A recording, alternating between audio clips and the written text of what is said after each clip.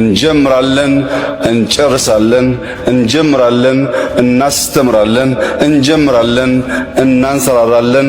ይህ ኢትዮጵያዊነት ነው።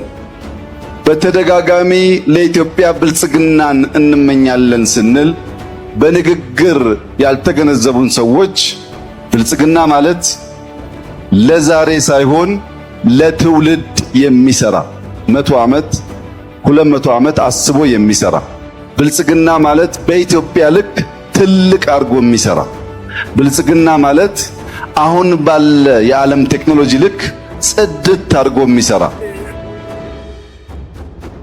ብልጽግና ማለት ለሕዝቡ የገባውን ቃል በተግባር ያስጀመረውን በማስጨረስ የሚያረጋግጥ ማለት ነው።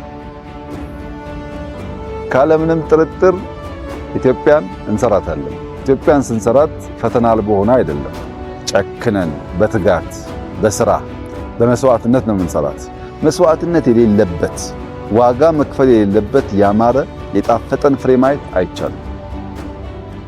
የብልጽግና ልዩ ምልክት ቀና ማሰብ፣ ያሰበውን ማጋራት፣ ላጋራው ሐሳብ መትጋት እና መጨረስ ነው።